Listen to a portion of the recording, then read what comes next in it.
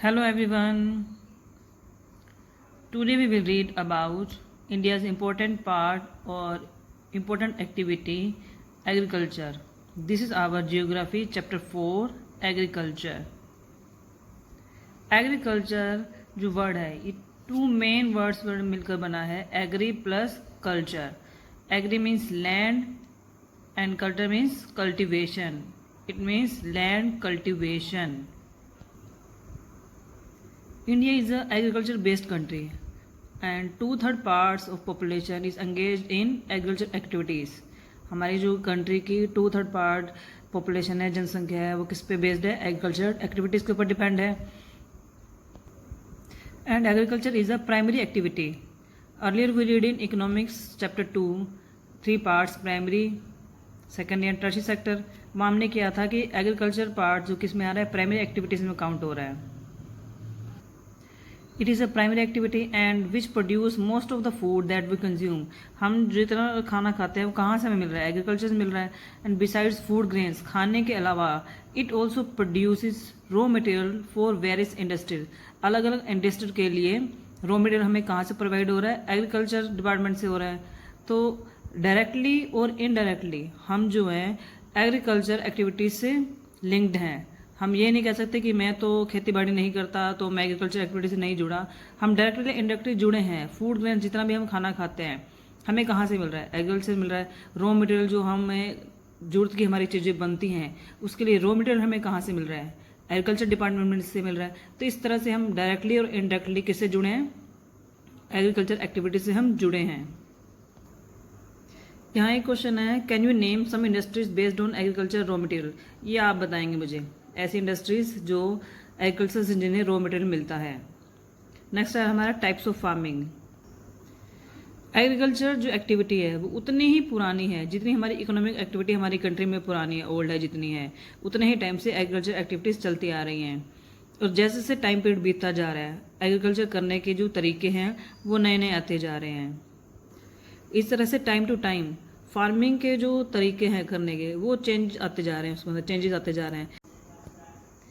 There are 3 types of farming: primitive subsistence farming, intensive subsistence farming and commercial farming.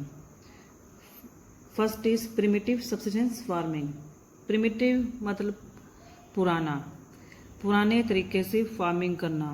जो पहले के लोग थे वो पुराने तरीके से फार्मिंग करते थे और अपने लिए खेती करते थे. कोई नीड नहीं थी कि उसे बाहर वो सेल करें. इस तरह की फार्मिंग की जाती थी. This type of farming is still practice in few pockets of India. It means क्या, इस टाइप की जो फार्मिंग है पुराने तरीकों से, पुराने टूल से, मानसून पर डिपेंड रहकर जो फार्मिंग है आज भी इंडिया के कई पार्ट्स में इस तरह की फार्मिंग की जाती है. And this type of farming is practice on small patches of land with the help of primitive tools like होडाउ, digging sticks and family community labour.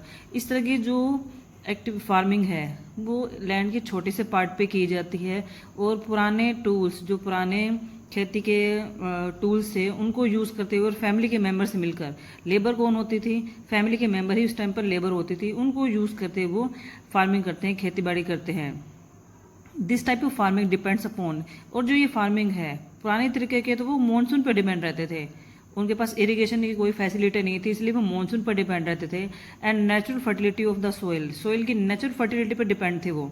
उनके पास आजकल के जैसे केमिकल नहीं थे, फर्टिलाइजर नहीं थे, इसलिए वो किसकी नेचुरल फर्टिलिटी पर डिपेंड थे. And other environmental conditions to the crops grown.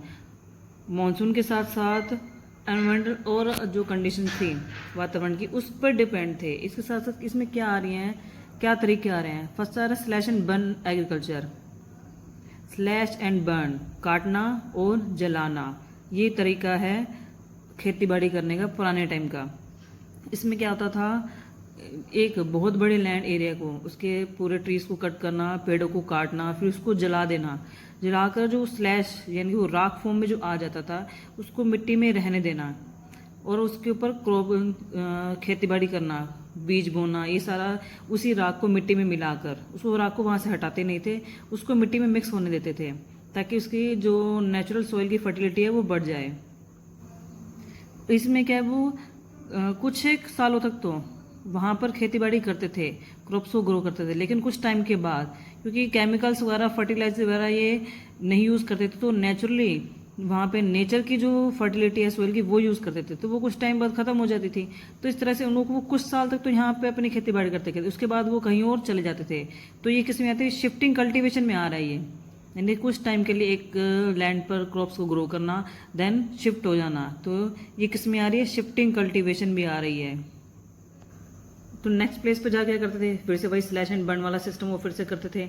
एक एरिया को अच्छे से क्लीन करना, कट करना, फिर उसे बर्न कर देना जलाकर, फिर से उस पर अपने क्रॉप्स को ग्रो करना। तो ये सिस्टम चलता रहता था। इसे कई जगह पर क्या कहा जाता है, झूमिंग खेती भी के नाम से भी जाना जाता है नॉर्थ ईस्टर्न पार्ट्स के अंदर।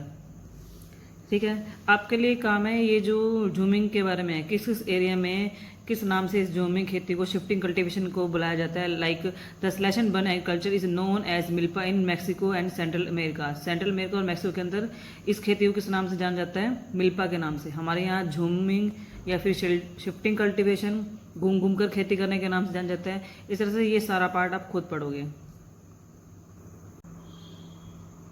सेकेंड है इंटेंसिव सब्सटेंस फार्मिंग। इसके अंदर क्या होता है कि एक ही सेम लैंड पर काफ़ी ज़्यादा क्वांटिटी में प्रोडक्शन करना, खेती करना, यानी कि उस लैंड पर ज़्यादा से ज़्यादा प्रेशर देते हुए काम करना। तो नीड क्या हुई सेम लैंड के ऊपर इतना सारी प्रोडक्शन करने की, तो क्या हाई पॉपुलेशन, जनसंख्या डे बाय डे जो पॉपुलेशन है बढ़ती जा रही है, उसके लिए क्या मोर फूड फॉर देम। अब इतनी पॉपुलेशन इंक्रीज हो रही है तो उसके लिए क्या चाहिए, खाना चाहिए। तो उसके लिए क्या है, लैंड वही है, लिमिटेड है। ये तो है नहीं कि लैंड सडनली बढ़ गई है तो हम वो बढ़ गई है तो उसके ऊपर ज़्यादा से ज़्यादा प्रोडक्शन कर सके। नहीं, लैंड हमारे पास वही लिमिटेड है, लेकिन पॉपुलेशन इंक्रीज होती जा रही है। तो क्वेश्चन आता है कि हाउ टू प्रोड्यूस मोर, ज़्यादा से ज़्यादा प्रोड्यूस कैसे किया जाए उसी सेम लैंड के ऊपर। तो इसलिए कहा गया कि it is labour intensive farming. तो ये क्या, उसी सेम लैंड के ऊपर जहाँ फैमिली के मेंबर्स, पहले हमने पढ़ा था कि उस एक लिमिटेड लैंड के ऊपर फैमिली के मेंबर्स मिलकर खेती बाड़ी करते थे, अब वहाँ पर ज़्यादा से ज़्यादा लेबर लगाकर, लेबर बढ़ाकर वहाँ पर फार्मिंग की जाती है। And high doses of biochemical inputs and irrigation are used for obtaining higher production. यानी कि ज़्यादा से ज़्यादा प्रोडक्शन के लिए क्या कर रहे हैं, एक तो लेबर की क्वान्टिटी बढ़ा रहे हैं हम, साथ के साथ जहाँ हमारे पास पहले हम किस पे डिपेंड थे, नेचुरल फर्टिलिटी के ऊपर डिपेंड थे, अब हम केमिकल्स का यूज़ करते हुए, फर्टिलाइजर का यूज़ करते हुए, अच्छी क्वालिटी के सीड्स यूज़ करते हुए हम यहाँ पर प्रोडक्शन करेंगे, खेती बाड़ी करेंगे। और सेकंड क्या है, हम पहले मॉनसून पर डिपेंड थे, अब यहाँ मॉनसून पर डिपेंड नहीं है, हम इरिगेशन की जो फैसिलिटी है वो हम प्रोवाइड करवा कर उस लैंड के ऊपर ज़्यादा से ज़्यादा, सेम लैंड वही लैंड है उसके ऊपर प्रोडक्शन जो है वो बढ़ा दी जा रही है। क्या यूज़ करते हुए, हाई लेबर का, ज़्यादा से ज़्यादा लेबर का यूज़ करते हुए, हाई फर्टिलाइजर्स का यूज़ करते हुए, केमिकल्स का यूज़ करते हुए, एंड इरिगेशन फैसिलिटी देते हुए हम क्या कर रहे हैं, सेम लैंड के ऊपर प्रोडक्शन को बढ़ा रहे हैं। Third, the right to inheritance leading to. अब राइट टू इनहेरिटेंस क्या है, इट मीन्स क्या है कि हम आने वाले जनरेशन को आगे कुछ दे रहे हैं। लाइक सेम हमारे पास एक लैंड है, लैंड एरिया है हमारे पास, कुछ एकड़ लगा लो, 30 एकड़ है मान लो लगा लो, तो आगे क्या है, मेरे पापा के पास है इतनी, वो हम 3 भाई बहन हैं उनमें डिवाइड करेंगे, आगे हमारे बच्चे होंगे हम उनमें डिवाइड करते हैं। तो धीरे धीरे क्या है, ये डिवाइड होती जा रही है, डिवाइड होती जा रही है। इट मीन्स क्या है, धीरे धीरे लैंड जो पार्ट है सबके हिस्से में जो आ रहा है वो कम होता जा रहा है। इट मीन्स क्या है कि लैंड का साइज, लैंड होल्डिंग साइज इसका धीरे धीरे वो कम होता जा रहा है। और फार्मर्स को क्या चाहिए, maximum output from the limited land. तो हमें क्या चाहिए, वही लिमिटेड लैंड से हमें ज़्यादा से ज़्यादा आउटपुट चाहिए, ज़्यादा से ज़्यादा प्रोडक्शन चाहिए। क्यों, क्योंकि पॉपुलेशन तो डे बाय डे इंक्रीज ही हो रही है, लोगों के जो जीने के तरीके हैं वो डे बाय डे चेंज होते जा रहे हैं, उनकी जो ज़रूरतें हैं वो डे बाय डे चेंज हो रहे हैं, लिविंग स्टैंडर्ड जो है वो चेंज हो रहे हैं। उन सब ज़रूरतों को पूर्ण करने के लिए क्या चाहिए, प्रोडक्शन बढ़ानी पड़ेगी। There is enormous pressure on agriculture land. तो इस तरह से हमारी नीड्स को, इतनी सारी नीड्स को कंप्लीट करने के लिए सेम लैंड के ऊपर बहुत सारा प्रेशर आ जाता है।